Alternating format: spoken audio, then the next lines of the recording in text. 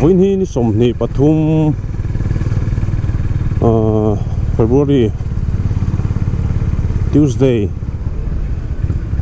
ni à bây giờ chú fiscal là win hun cái này thấy lâu Honda Highness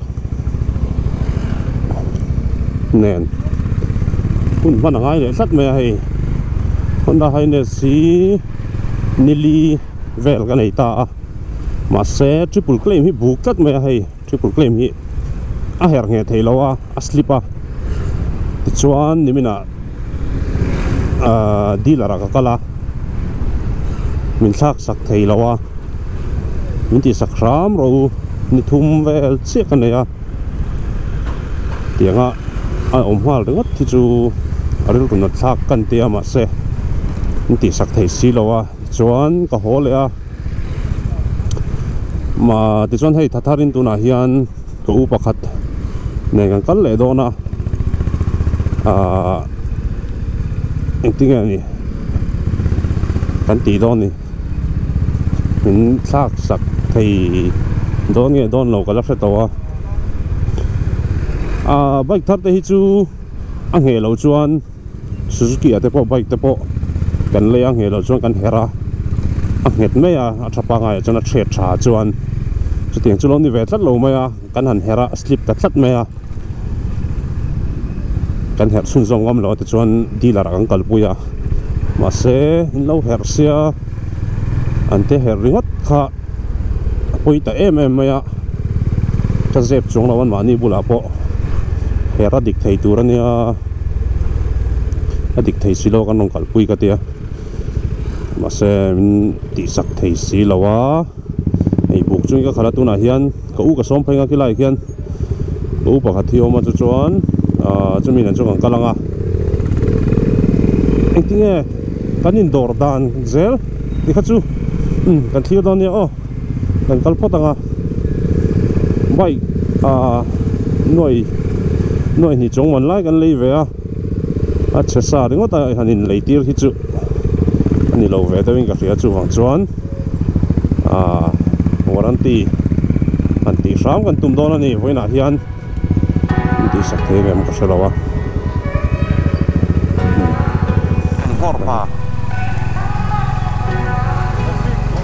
có mà anh em có biết để xuống để nó bông phát tầm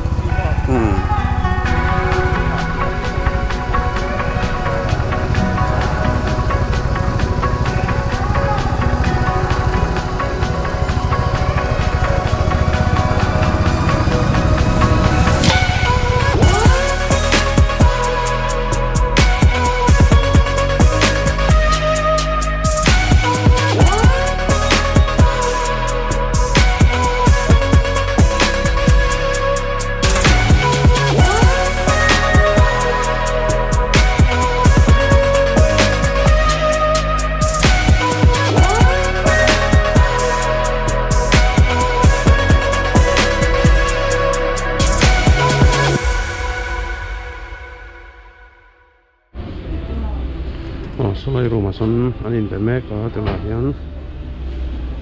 keluar dari cik lah anin pevel mek ni tinggal thầy don đâu cái chiang đâu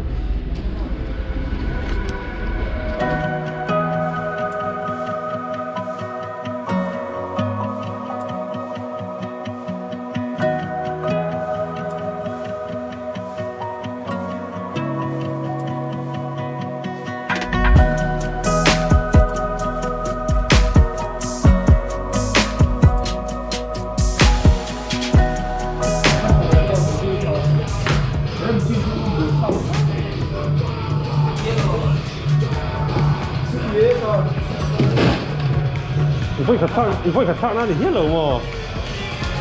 这不是比较真的咯。搞老了先啊。